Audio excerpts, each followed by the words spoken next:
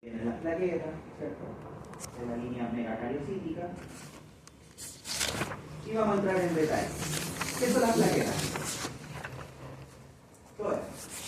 ¿Ya? Pero lo que me interesa, porque esto se lo pueden leer, es, primero,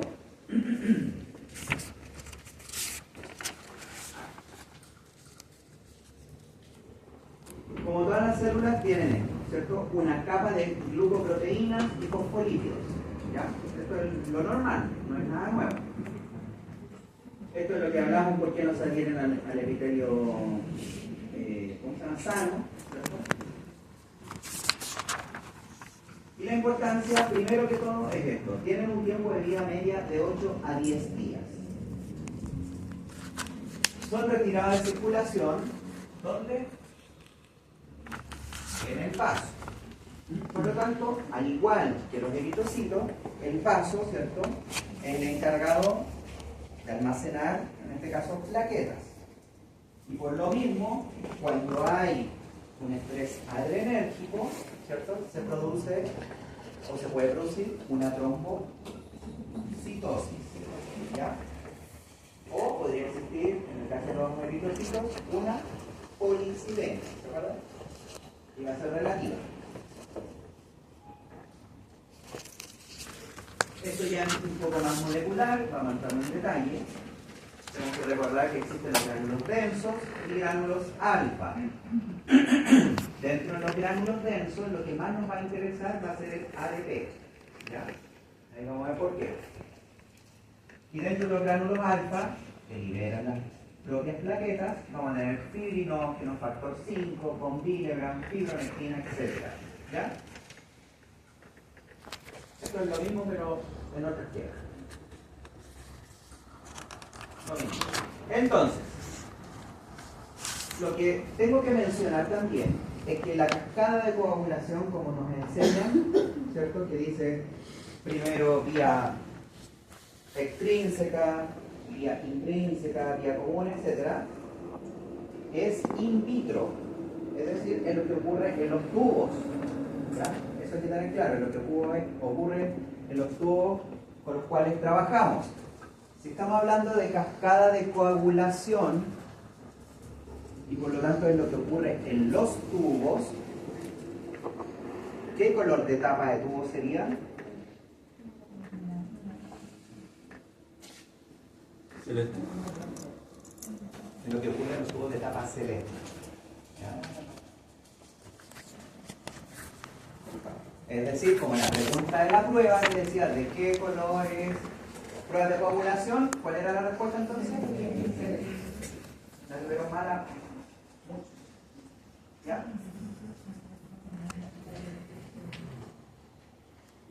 Entonces, función de las plaquetas: adhesión, activación, agregación.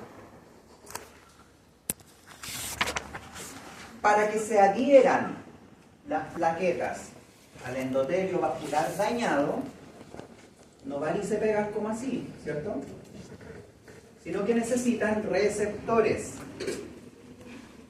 Y acá es lo importante, que existen receptores de superficie en las plaquetas. 1 y 2, 1, la glicoproteína 1B95 y el receptor 6. Esto, o sea, tienen muchos receptores, pero nosotros vamos a hablar de estos dos nomás. Entonces, en la superficie de las plaquetas existe el receptor 1B95 y el receptor 6. Y si las plaquetas tienen receptores, en el endotelio vascular dañado, ¿habrán receptores también? Sí, ¿cierto? Se tienen que tomar como de las manitos, por decirlo de alguna forma. Y los receptores, en este caso, para la glicoproteína 6, en el endotelio vascular, es el colágeno, que queda expuesto. Y la contraparte de la glicoproteína 1B95 sería el factor de von Willebrand, FBW. Factor de von Willebrand, FBW.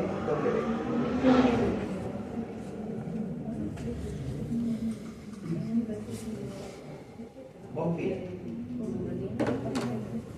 FBW, con B corta. ¿Por qué les digo esto? Porque si este receptor estuviera malo, ¿la plaqueta se va a poder adherir? No. Eso es una enfermedad. Si no está disponible el factor de von Willebrand en el endotelio dañado, ¿la plaqueta se podrá adherir? No. Y también es una enfermedad. Por eso es importante entender esto. ¿Ya? Y como son receptores de adhesión, ¿qué trombocitopenia sería entonces? De la adhesión. Son enfermedades de la adhesión plaquetaria. ¿Ya? Por eso hay que entender. Entonces, ocurre la adhesión. Hagamos cuenta que todo funcionó normal. Se pegaron, ¿cierto? Se adhirieron. Después, ¿cuál era la función que venía? La activación. Y la activación de las plaquetas, entre muchas otras cosas, es liberar gránulos. ¿Cuáles gránulos? Los que vimos recién, gránulos alfa y gránulos densos. Entonces se liberan los gránulos. Yo les dije que los densos eran los que más nos interesaban por el ADP. ¿Ya? Porque el mismo ADP va a permitir la síntesis de tromboxano A2. Este ADP permite la síntesis del tromboxano A2. Y este tromboxano A2 va a generar en la misma plaqueta una estimulación para expresar en la superficie de la plaqueta un nuevo receptor. Otro receptor.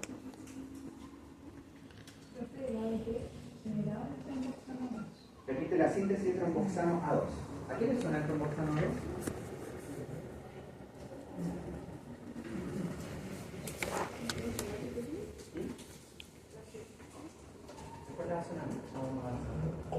Ya, entonces, síntesis de tromboxano A2, todo esto era la activación, ¿cierto? Y la síntesis de tromboxano A2, yo les dije que permite la expresión en la superficie de la plaqueta de un nuevo receptor. Ese nuevo receptor va a permitir finalmente la agregación de plaquetas. ¿Ya? ¿Cómo se llama ese nuevo receptor? Glicoproteína o GP, ¿le pueden poner? 2B3A. La expresión en la superficie de la plaqueta de un nuevo receptor. Ese nuevo receptor se llama glicoproteína 2B3A. ¿Y para qué sirve ese receptor? Para que se agreguen todas las plaquetas entre sí. Ahí está, glicoproteína 2B3A. Y eso va a permitir que todas las plaquetas se agreguen. Entonces, si no hay síntesis de tromboxano A2, ¿se va a expresar la glicoproteína? Y si no se expresa la glicoproteína, ¿se agregan las plaquetas? Y no se forma tapón de plaquetas. Y eso también es una enfermedad. Y por lo tanto, si no se están agregando las plaquetas, ¿qué trombocitopatía sería? De la agregación. ¿Ya? Está medio por ahí, pero tiene más que ver con los AINES. Los AINES y los corticoides. Entonces significa que tienen que pasar estas cosas para que se forme un tapón. No es tan sencillo. Entonces acá está lo que les explicaba, ¿cierto? El mono, tenemos la glicoproteína 1995 que se une al factor de von Willebrand, el receptor 6 que se une al colágeno expuesto, ¿cierto? Y después está en la liberación de los gránulos, ¿cierto? Para que en definitiva las plaquetas se puedan agregar, ¿ya? Y ahí se forma el tapón plaquetario. Por lo tanto, von Willebrand, así se abreviaba, ¿cierto?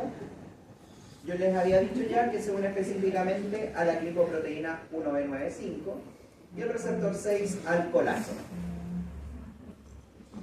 Si este factor de von Willebrand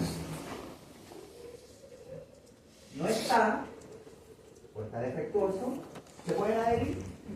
¿Y la enfermedad, adivinen cómo se llama? Enfermedad von Willebrand. Si la glicoproteína 1B95 no está o está defectuosa, ¿se va a poder adherir? Y el que la descubrió se llama Jean Bernard Solier. Y por lo tanto se llama enfermedad de Jean Bernard Solier. ¿Ya? Y estas serían entonces patologías de la adhesión de plaquetas. Y como la adhesión es una función de las plaquetas, en términos más generales se llama una trombocitopatía de la adhesión. ¿Ya?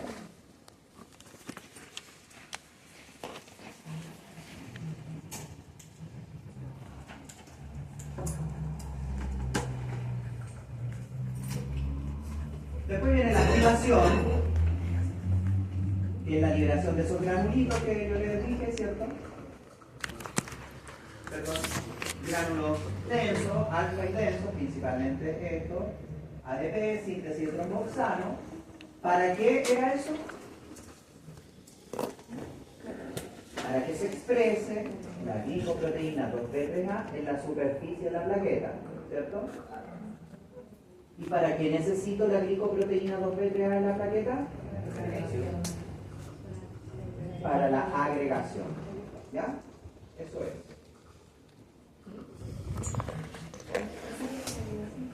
Agregación, ahí está, agregación. Entonces, si no están estas glicoproteínas, ¿hay agregación? No. ¿Qué permite que estas proteínas se expresen en la superficie de la plaqueta?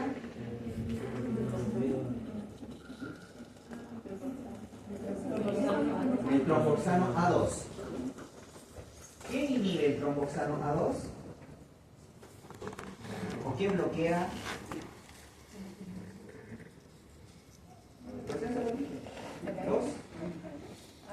Los AINES. Por lo tanto, si yo le inyecto mucho AINE, voy a inventar quetoprofeno, ¿voy a tener agregación? No. ¿Ya? Por eso es importante entender esto. Y esto sería una trombocitopatía adquirida, porque yo estoy inyectando un AINE. ¿Ya? Los corticoides.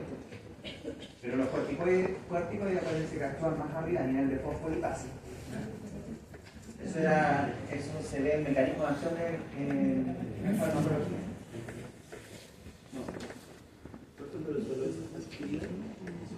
O sea, si es algo que yo estoy inyectando sería aspirina, pero hay más patología aspirina.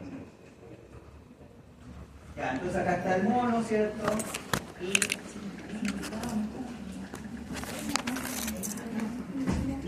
esto es lo que les mencionaba. AINES, ¿cierto? Que eran específicos, ¿se acuerdan? COX-1 o COX-2. Ya, los COX-1 principalmente, ácido araquidónico, inhiben tromboxano, la formación del tromboxano A2. Si no hay eso, no hay esto otro, no hay agregación y por eso son antiagregantes. ¿Ya? Y acá pongo la aspirina, porque la aspirina, si ustedes, no sé si lo saben, pero por si tienen algún conocido que sea cardiópata, se le da, ¿cierto?, en bajas dosis, como cafetina, ¿no? Bueno, se le da en bajas dosis la aspirina para antiagregar, ¿cierto? Para que no coagule la gente.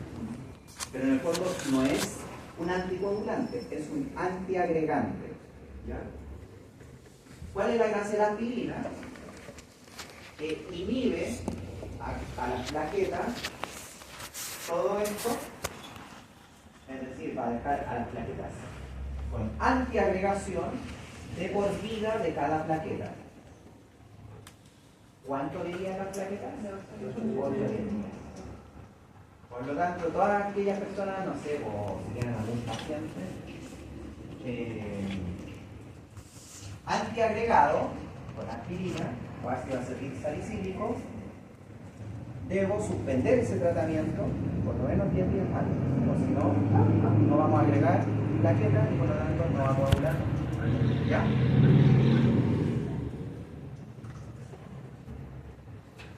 Bueno, el clopidogrel también se ocupa como un antiagregante, entonces al final se ocupan como fármaco los cardiólogos. ¿Ya? Ya, entonces vamos a volver a la plaqueta con cada una su glicoproteína y hay una trampa porque necesitan igual un puente para que se unan las dos glicoproteínas, para que se puedan agregar.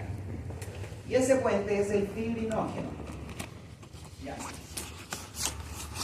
Por lo tanto, si nos ponemos bien exagerados, si no hubiese fibrinógeno, ¿se van a poder agregar las plaquetas? Tampoco se van a poder agregar. Y este conocimiento también se ocupa en farmacología, porque hay medicamentos que compiten por el fibrinógeno con este sitio de unión y por lo tanto las plaquetas al final no se agregan tampoco. ¿Ya?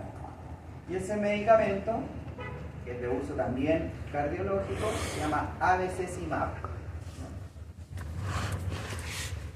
Por lo tanto, el abececimab sería un antiagregante también. Antiagregante. En cambio, la aspirina o el ácido acetilsalicílico, el clopidogrel, actúan inhibiendo la glicoproteína. En el fondo, la función también es antiagregante, pero el mecanismo de acción es distinto.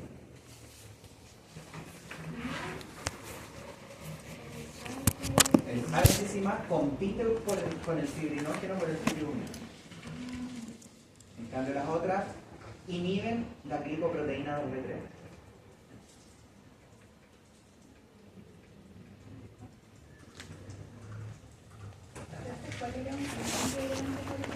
Los tres. Los tres son antiagregantes, pero son con mecanismos de acción diferentes. Ahora, si en forma natural esto está defectuoso, este receptor, tampoco se pueden agregar. Y eso es una enfermedad que se llama trombastenia de Glanzmann. ¿Cuál es esta? Trombastenia de Glanzmann. Ahí está.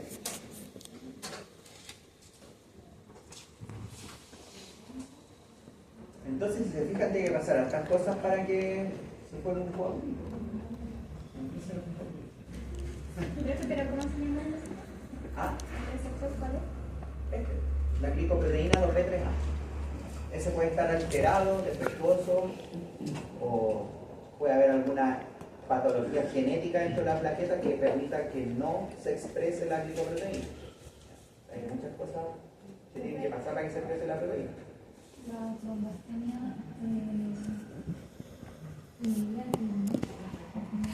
No, la trombastenia es una enfermedad que se produce porque la glicoproteína 2B3A está ausente o alterada.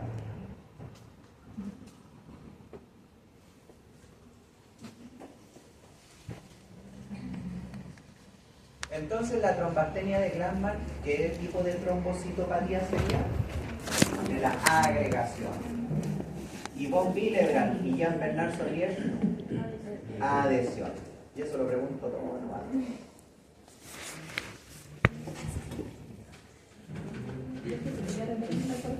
¿Ah? La trombastenia de Glanzmann sería una patología de la agregación. Y Jean-Bernard Solier y von Willebrand serían patologías de la adhesión. Y todos los años le soplo y todos los años se equivocan.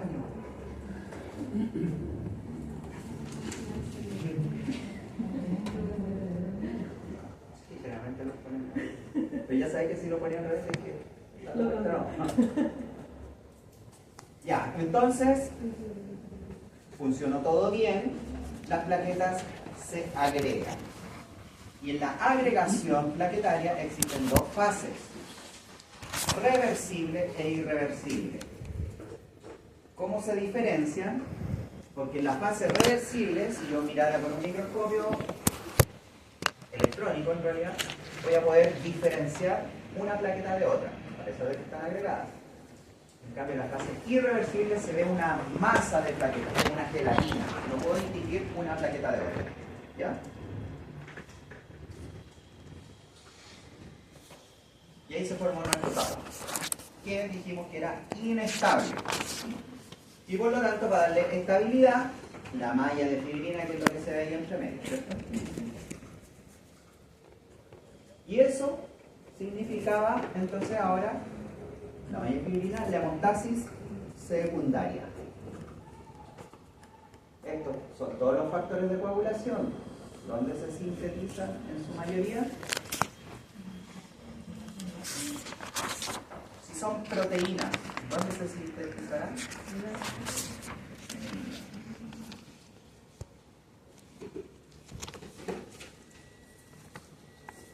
Esta es la famosa, ¿cierto? Cascada. Según yo, así es súper peludo aprenderse. Así que yo lo enseño de otra forma. Ya, ¿qué es lo que tenemos que pensar?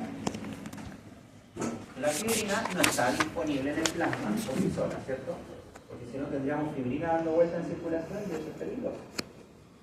Por lo tanto, lo que les dije recién, hay que formar fibrina a partir del fibrinógeno. Ahora vamos a borrar acá. Y lo vamos a hacer con más detalle.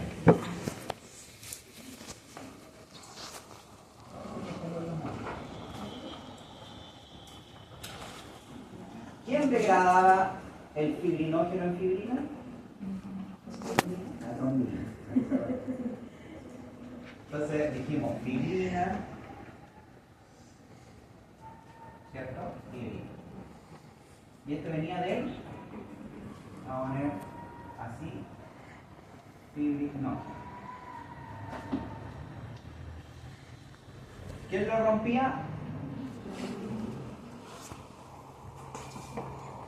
La trombina. Vamos a poner ahí trombina.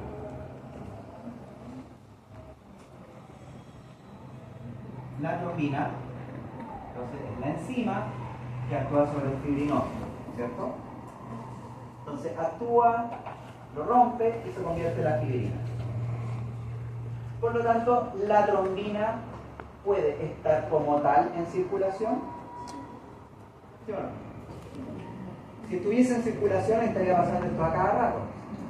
Y esto no puede ser. Por lo tanto, ¿puede estar en circulación? No. Entonces, ¿de dónde viene la protrombina? O sea, la trombina de la protrombina.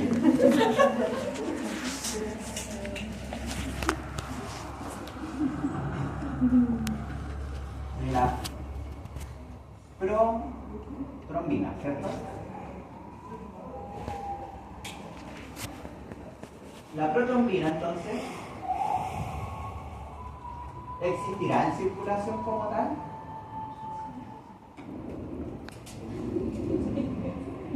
¿Qué creen?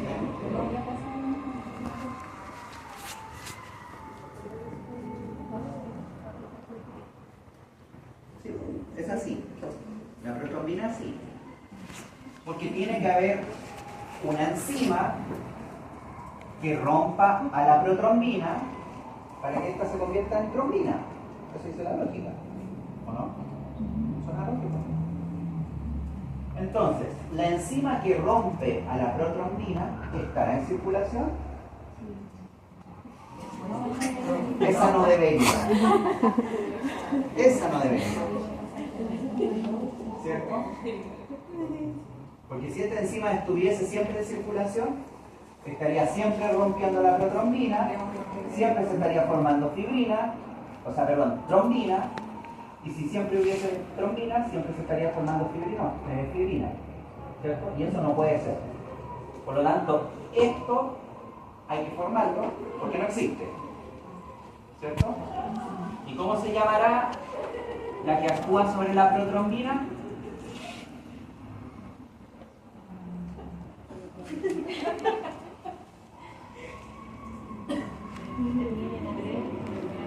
Entonces, ¿cómo se llamará?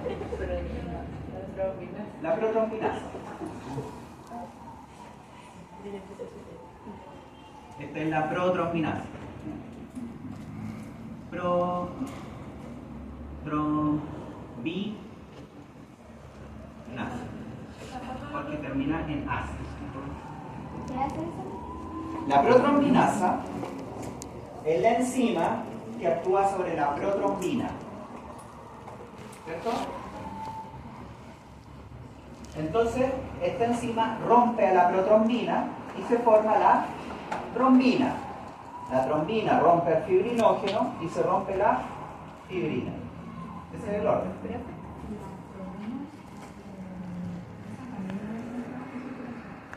No, pues es normal. Entonces, ¿la protrombinasa existe en circulación? No, hay que formarla. ¿Y cómo se forma? Con el factor 10 activado, factor 5 activado, calcio y fosfolípidos. ¿Ya?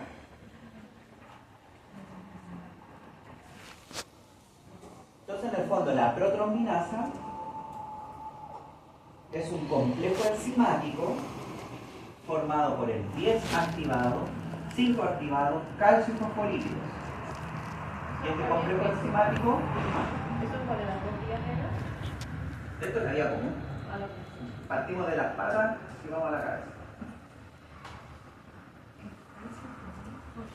Calcio y fosfolípidos.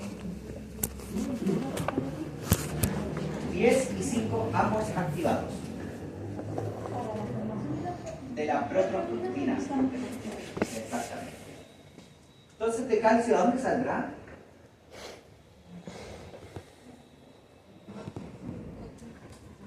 ¿Se acuerdan que por ahí había liberación de gránulos y el calcio estaba metido en medio? ¿Y los fosfolípidos de dónde saldrá?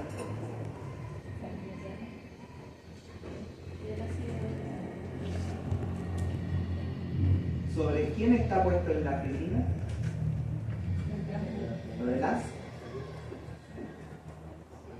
¿Sobre las plaquetas? Entonces, ¿a qué fosfolípido se refiere? A la superficie de las plaquetas. Fue lo primero que hablamos, que todas las células tienen fosfolípidos, es una capa fosfolípida. Entonces esto ocurre en el fondo en las plaquetas, encima de las plaquetas. Ahí está el modo.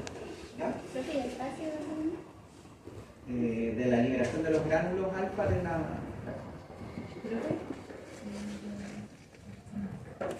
¿Eso lo de los alfa o de los delta o también? Puede ser también de lo que está en circulación.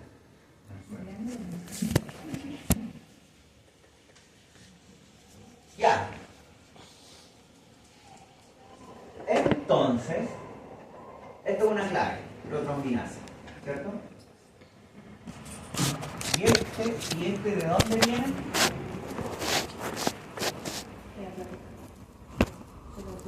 Estos son factores de la coagulación. Entonces nos vamos a saltar para acá. Y vamos a partir por la más corta.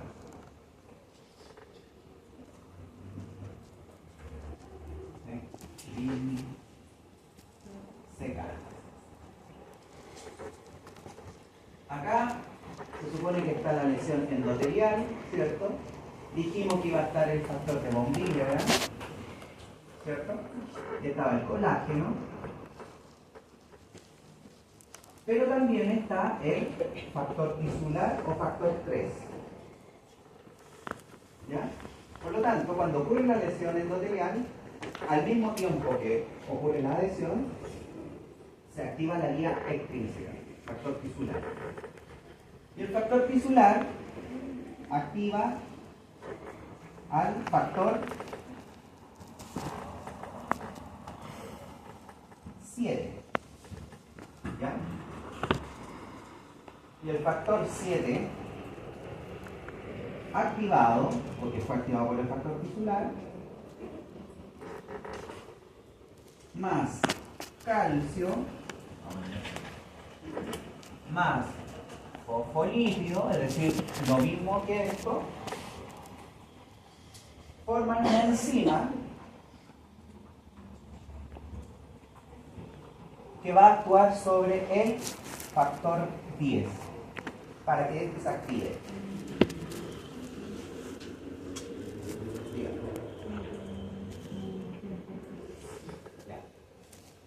Se produjo la lesión, se activa, o sea, se expone el factor tisular y el factor tisular activa el factor 7. Y el factor tisular más factor 7 activado, más calcio, más fosfolípido, forman un complejo enzimático que van a actuar sobre el 10. Si este complejo enzimático que se llamaba protrombinasa, que actúa sobre la protrombina, ¿cómo se llamará este 10 que actúa sobre el 10 de complejo enzimático? ¿Cómo termina? Entonces, ¿cómo se llamará? ¿Que actúa sobre el 10? 10-asa. Pero como todo está en inglés, se llama, adivinen cómo. Tenasa.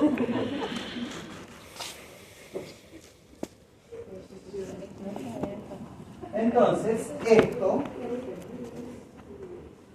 se llama complejo tenasa. ¿De cuál vía? Extrínseca. Entonces la pregunta de prueba es: ¿quién conforma el complejo tenasa de la vía extrínseca?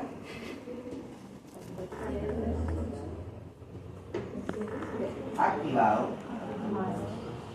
Calcio y fosfolípido. ¿Saben que aprenderse las cosas, no? Porque el calcio y fosfolípido son 7 activado y tisular. Más calcio, más fosfolípido. ¿Y por qué se llama así? Porque actúa sobre el 10. Entonces la vía extrínseca de la cascada de coagulación es factor tisular, factor 7, para formar el complejo enzimático que actúa sobre el 10. Eso es todo. ¿Pero que el factor tisular con el factor 7 son diferentes? Sí, pues son dos cosas. ¿Dice el 7 activó el 10? Factor tisular activa al 7. Cuando el 7 ya está activado, se juntan con el tisular de nuevo, se juntan con calcio y juntan con fosfolípido. Todo esto juntito se llama complejo tenasa de la vía extrínseca porque actúan sobre el 10. ¿Por qué tiene que actuar sobre el 10? Porque necesita el 10 activado para formar la protrombinasa. Y de ahí sigue todo allá.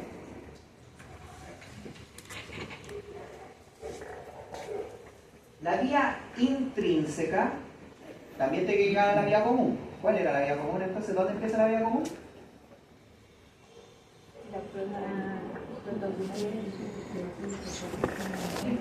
Pues la activación del factor 10. Ahí empieza la vía común. Por lo tanto, la finalidad de la vía intrínseca, ¿cuál será? Activar al factor 10. ¿Ya? Factor 10. La vía extrínseca, digámoslo así, la finalidad de la vía extrínseca es activar ¿a qué factor? Al 10. La finalidad de la vía intrínseca ahora es la misma, activar también al factor 10. Por ahí escuché una pregunta muy... ¿Después se la pregunta? Entonces, por eso ambas derivan en la vía común, porque la gracia es que hay que llegar a activar el factor 10. Eso es lo que se refería con que en realidad habían dos vías, porque las dos terminaban en la común. Exactamente.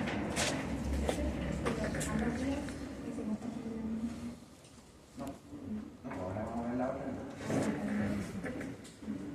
Esto es un repaso, es que ustedes lo vieron.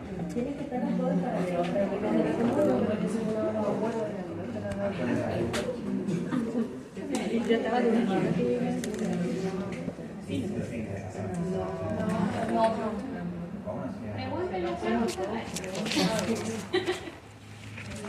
Ya. Entonces voy a tratar de ir más lento, porque igual, entre comillas, como le digo, un repaso, esto debería darlo ahí. Ya. Entonces, Entonces tenemos la vía extrínseca, ¿cierto? Y la finalidad de la vía extrínseca es activar al 10. ¿Por qué necesito que se active el 10? Porque se tiene que juntar con el 5 activado, con el calcio fosfolípido, porque esto se llama protrombinasa. Necesito protrombinasa para formar trombina a partir de la protrombina, ¿cierto? ¿Por qué necesito trombina? Porque esta enzima rompe el fibrinógeno para en definitiva generar fibrina, ¿cierto? Resulta que está la vía intrínseca. Bueno, otra cosa para que se acuerden, se llama vía extrínseca, que significa que es de afuera, porque está fuera de circulación. Es cuando se produce la lesión, queda expuesto. Por lo tanto, la vía intrínseca es de circulación. Y en forma in vitro, vamos a hacer arriba, ahora vamos a ver, la vía, vamos a poner ahí, intrínseca, va a partir del factor 12. El factor 12 se activa, se va a juntar con otras cosas, porque también junta con enzimas, se junta con moleculares, ahí lo vamos a ver, y van a activar ¿a qué factor? Al 11. ¿Ya? Pero apréndanse la vía intrínseca, es factor 12, activa al factor 11. El factor 11, con otras cositas que vamos a ver, van a activar a factor, al factor 9. ¿Ya? ¿El 10 no lo voy a activar porque el 10 falla? Y el factor 9 activado, ¿a quién va a activar después entonces?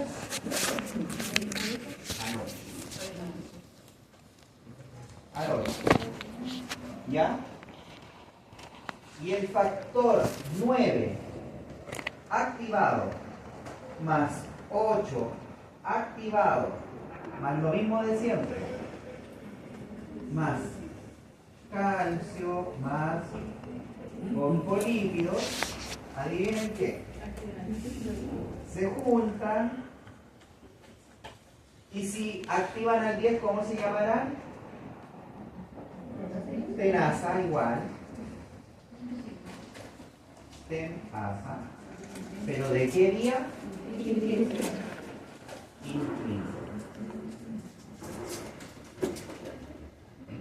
Profe, el factor 12 también está activado. Sí. Factor 12 se activa, activado, activa el 11, se activa el 11, activa el 9, por eso es cascada. Y el 9 activado, siempre tiene que estar activado.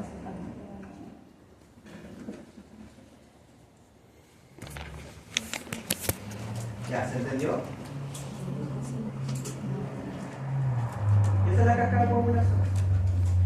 Vía intrínseca, vía extrínseca, no se entendió. Ahí. Y de aquí para allá, vía común. ¿Ya?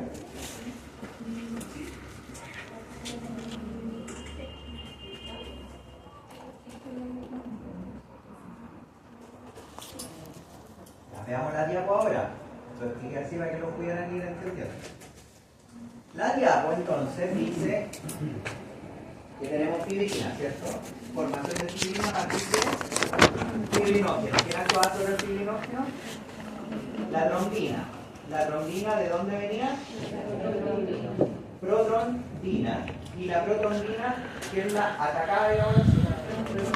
Protrombinasa. ¿Y quién era la protrombinasa?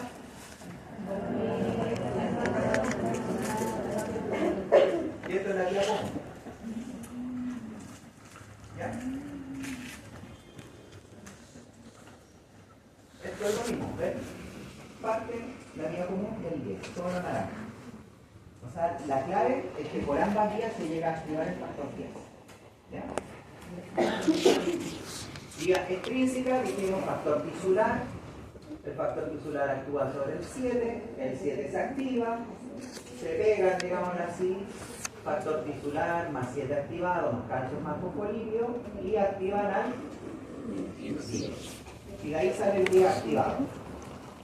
La vía intrínseca parte del 12. Se activa el 12 y, digámoslo así, ataca al 11. El 11 se activa y ataca al 9. El 9 se activa, ataca al 8 y se juntan 8, 9 activados, más calcio más fosfolipio, y actúan sobre el 10. Este es entonces complejo tenaza vía extrínseca, complejo tenaza vía intrínseca. Vía intrínseca en verde, vía extrínseca en azul, vía común en naranja. Pregunta: si me falta alguno de estos factores, ¿entonces habrá coagulación? No. Depende de uno. Ah, yo pensé que queda la cascada. No, porque depende de... Pero sí queda la cascada.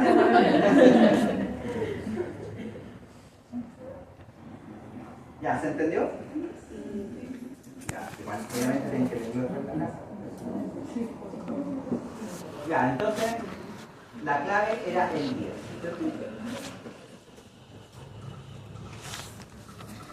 Y ahí está lo que les decía, que todos son complejos enzimáticos.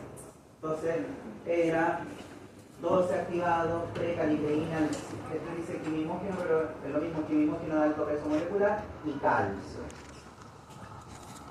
Esto es lo mismo, pero sin la precaliteína. Y esta actúa sobre el 9 sobre el 11 y así sucesivamente. ¿Qué otro cosa?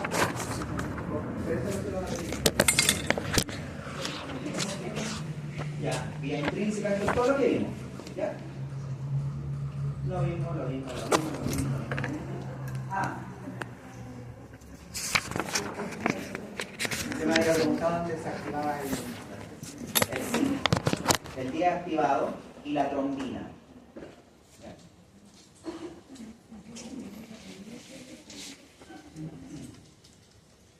Trombina. Lo que pasa es que falta es que uno no enseña todo, porque igual es como peludo, pero piénselo en la siguiente forma. La vía más corta, ¿cuál es? La extrínseca, ¿cierto? Porque son dos cosas más. Se lo voy a explicar a ver si lo logran entender. A través de la vía extrínseca, que es muy cortita, va a llegar primero a activar el 10, ¿cierto? Y ese 10, en poca cantidad, activa al 5, me preguntaba. Y se logra formar trombina, pero en muy poca cantidad, por la vía extrínseca. Entonces, cuando se forma trombina, esa misma trombina actúa sobre el 5 y se produce como una explosión de activación de factor 5. ¿Ya? Eso es lo que ocurre en el modelo in vivo, en la persona, en los animales.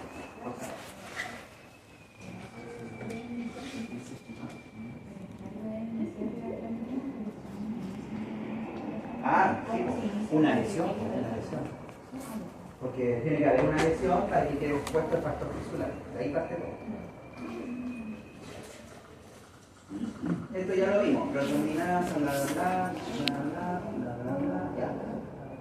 Entonces, se formó la fibrina y lo primero que ocurre es formación de monómeros.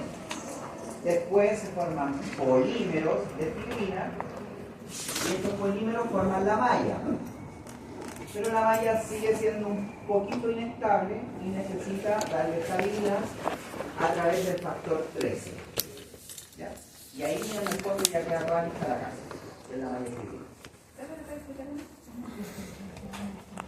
Cuando se forma la malla de fibrina, primero se forman monómeros de fibrina. Después se polimeriza y por eso se forman polímeros de fibrina, y cuando hay polímeros de fibrina, se forma en definitiva todo el coágulo con la malla de fibrina.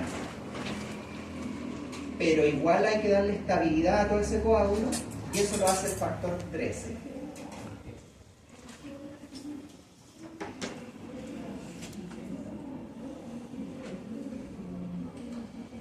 ¿Ya? Ya.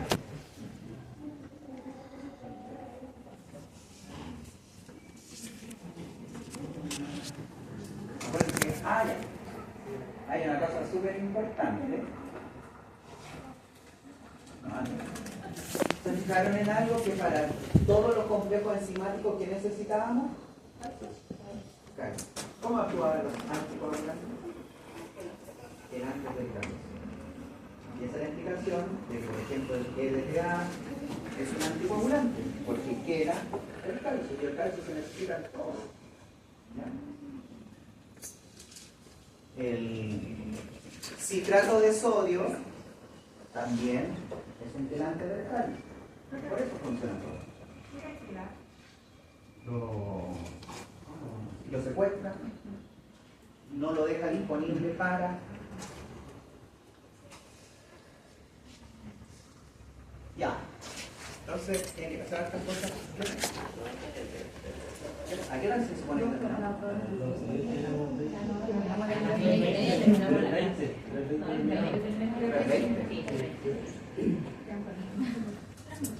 Démosle con toda la cuerda, ¿no?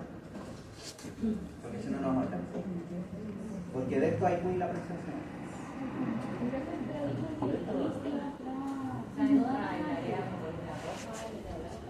Bien, sí. Ya, ¿qué pasa con este coágulo? Ya sabemos lo que pasa, ¿cierto? Fibrinolisis. La fibrinolisis dijimos que era un Pac-Man que se llama plasmina. Ahí está. Plasmina. Es un Pac-Man entonces que se va a comer todo esto. Y ahí se disuelve el coágulo. Ya.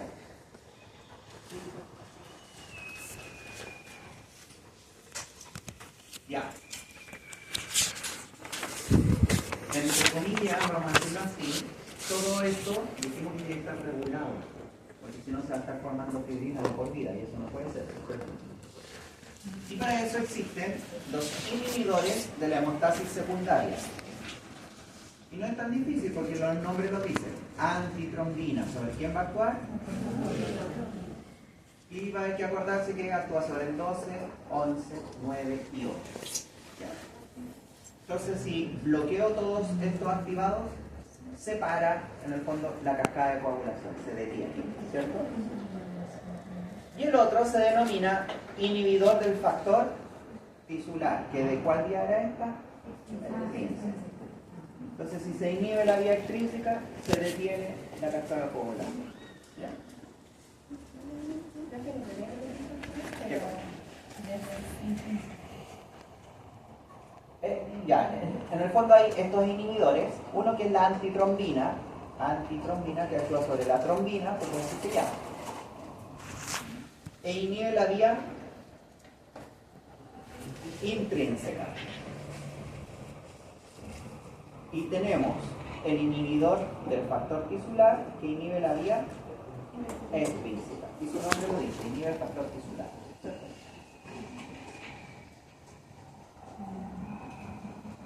Entonces así actúa la antitrombina. Ahí está la X.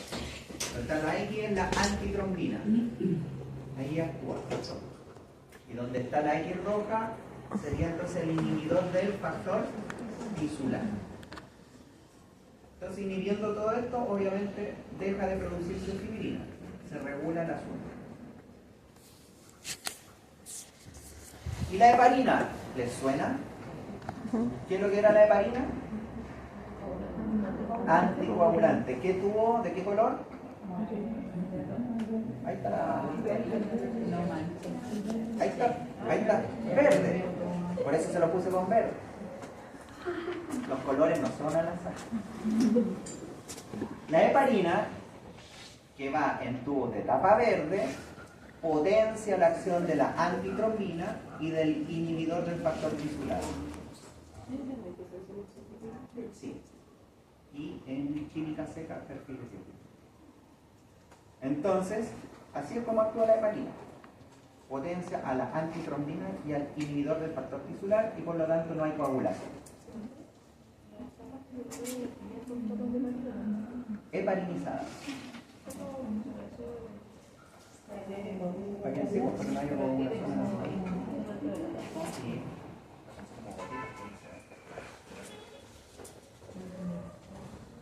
Ya. Por lo tanto, estos son inhibidores de la hemostasa secundaria. Todo lo que hemos mencionado, la heparina, el inhibidor del factor tisular y la antitrombina 3. La heparina potencia al factor, o sea, al inhibidor del factor tisular y potencia a la antitrombina 3. Potencia la acción.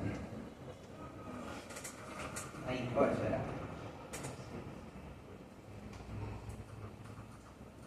Y tenemos otros que son importantes, que aquí vamos a mencionar solamente la proteína C y la proteína S, que en el fondo son inhibidores del factor 5 y 8 activados. ¿Ya? Vitamina C y S son inhibidores del factor 5 y 8 activados.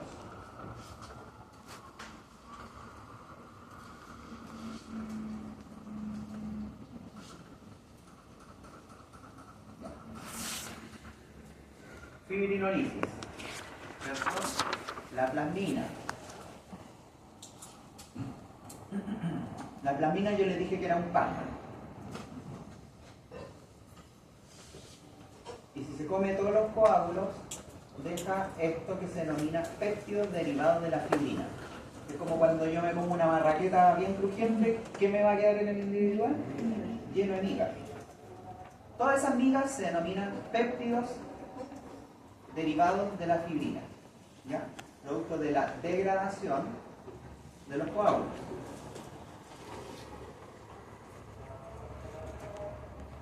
Y uno de esos péptidos derivados de fibrina se puede medir en el laboratorio y el que se mide se denomina dímero D.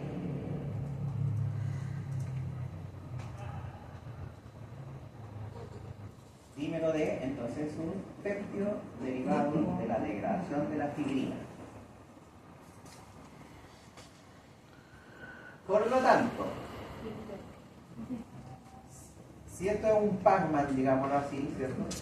Y me aumenta mucho el dímero D, ¿qué significará? Que hay mucha plasmina en el cuerpo destruyendo la fibrina. Exactamente. Y cuando hay mucha fibrina o mucho coágulo, ¿qué patología será? Trombos.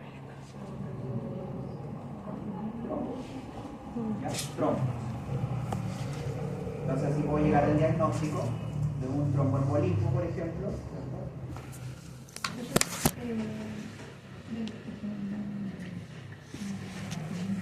¿Pero qué pasa? Lo último que fue lo de los trombos. Los trombos, ya. Que esto es lo que ocurre, por ejemplo, hay un coágulo, o hay muchos coágulos. Si hay muchos coágulos, se genera plasmina, porque tiene que existir algo que esté rompiendo todos esos coágulos, degradando todos esos coágulos. Si la plasmina está degradando mucho coágulo, se genera mucho péptido derivado de la fibrina, como el dímero D. Por lo tanto, si hago el ejercicio inverso, es decir, digo, hay mucho dímero D, significa que hay mucho coágulo, y ese sería un diagnóstico, o una forma de diagnosticar un tromboembolismo, por ejemplo. Tromboembolismo aórtico, o de miembro, ¿cierto? Miembro anterior, miembro posterior, cualquiera. ¿Ah? ¿Cómo qué?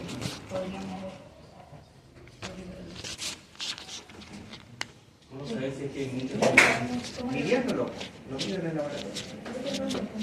¿Cómo lo medimos? Con un reactivo, no sé. ¿Se mide? Sí. Pero se pide... ¿Se solicita? Sí. ¿Se solicita?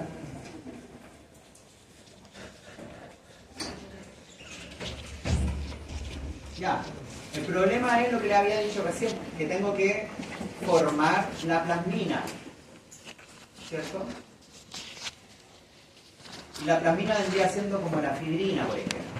¿De dónde viene la plasmina entonces? Del plasminógeno. Y fíjense quién activa todo esto. La trombina. Entonces todo esto es, ¿cómo se llamaba cuando todo se autoalimentaba? Feedback positivo.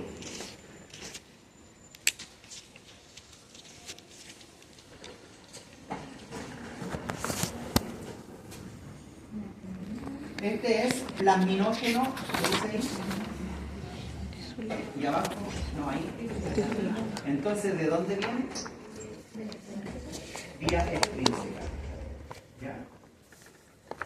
Y el otro viene de la vía, o sea, hay dos formas de formar plasmina, vía intrínseca y vía extrínseca. Y de la vía intrínseca, fíjense quién activa todo esto.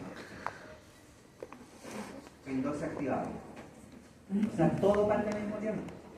La adhesión plaquetaria, la activación de la cascada de coagulación a través de la vía extrínseca y más encima, al mismo tiempo, prácticamente, la formación de plasmina. El factor 12 activa a la precalcreína y sucesivamente va a generar plasmina.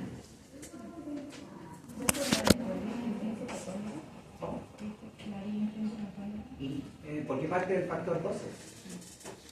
En el fondo parte del mismo factor por el cual parte la cascada de coagulación de la vía intrínseca.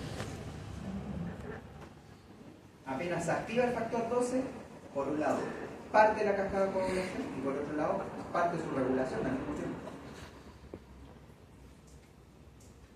Entonces la extrínseca recién se formaría plasmina cuando ya está formada la plasmina. Acuérdense que la vía extrínseca es súper fuerte. Y la finalidad de la vía extrínseca en realidad es formar trombina. Eso es lo que nos importa a la extrínseca. Ya, todo tiene que estar regulado, bla, bla, bla, ¿cierto? Inhibidor del plasminógeno tisular. Y por otro lado, si tenemos el inhibidor del plasminógeno tisular, no hay degradación tampoco de fibrina. Por lo tanto, también habría una patología porque se mantienen los coágulos. ¿Ya? Y por otro lado tenemos la alfa-2 antiplasmina que actúa directamente sobre la plasmina. Entonces es una regulación.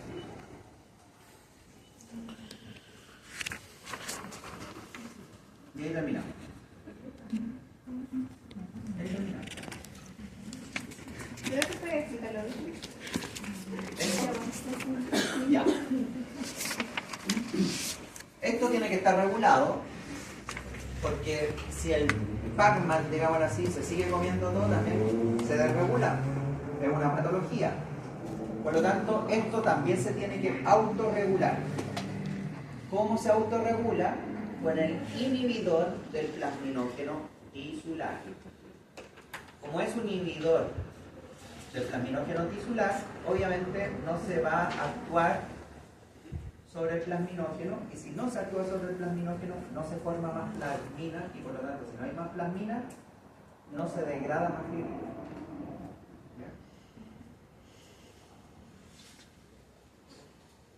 Y el otro, o la otra forma de regulación, es a través de la alfa-2 antiplasmina, que como su nombre lo dice, actúa directamente sobre la plasmina. ¿Ya? Acá. Por eso hay una Y. Entonces hay dos formas de autorregulación.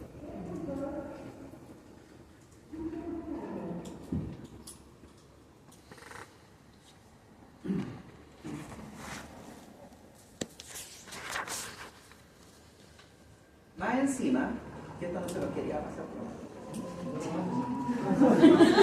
se los menciono solamente. Sí, se los menciono no. Más encima la misma plasmina inhibe al fibrinógeno, al 5, al 7, entonces si se fijan actúa a nivel de toda la cascada. Y ahí también se autorregula. ¿Ya? Eso era la última. Entonces, a modo de resumen, Dijimos que tienen que haber activadores e inhibidores de la coagulación y la fibrinólisis, que todos están en equilibrio, ¿cierto? Por lo tanto, cualquier falla en el equilibrio va a producir sangramientos o más coagulación. Reguladores, la antitrombina 3 es de los más importantes. ¿Dónde se sintetiza? En el hígado. Y la proteína C y S también son inhibidores, pero estos actúan a nivel de 5 y 8 activados. ¿Ya? Eso es como un resumen.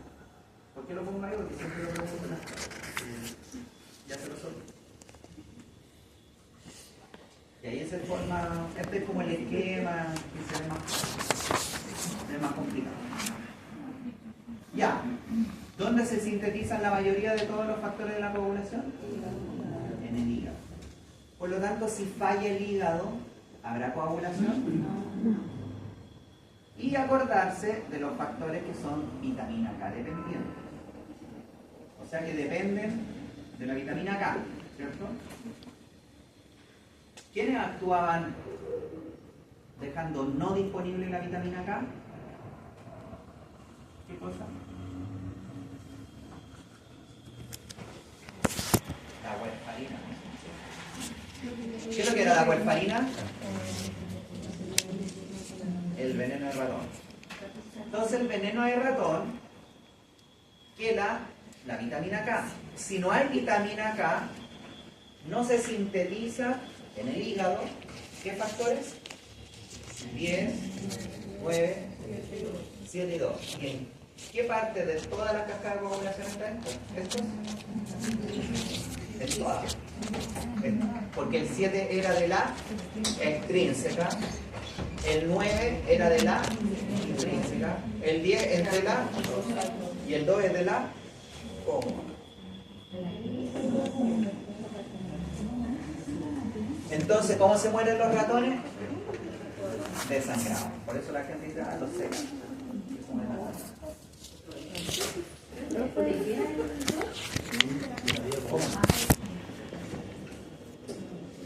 Entonces, ¿qué puede pasar con un perro que se intoxique con veneno de ratón? Signos clínicos hemorrágicos. ¿Y qué habrá que hacer entonces? También, si un gato se come un ratón que ya está envenenado, también se envenena. En cambio, los perros lo que hacen es comerse las carulas.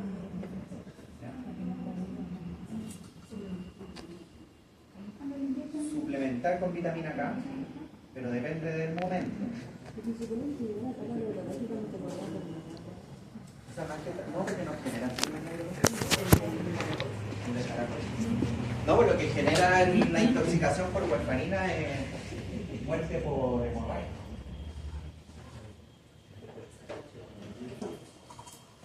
Entonces, por lógica, ¿qué tendríamos que hacer? Si está intoxicado con warfarina. Pero ¿por qué depende del momento? Porque cuando el paciente llega con los signos clínicos, ya es tarde. Yo no saco nada con inyectarle vitamina K, porque tiene que pasar por el hígado, recién sintetizar factores de coagulación, esos, y ya en lo que se demore puede ser un día, y en un día ya puede estar. Exactamente. ¿Es un gato que se comió un ratón envenenado? ¿Hay un poquito más de tiempo o también es corto? Depende del momento. Porque estos venenos de ratón están hechos para que hagan efecto después de una semana. Entonces, si llegan a la clínica, O sea, no, pues sí se puede hacer algo, pero no inyectarle vitamina K. por eso ya no funciona. No, pues ya no. Creo que el ácido tranexámico. ¿Qué se hace? Se transfunde. ¿Qué habría que transfundir? Plasma. Porque ¿dónde están todos estos factores? En el plasma. No sacáis nada con transfundirle ni sangre, ni transfundir plasma.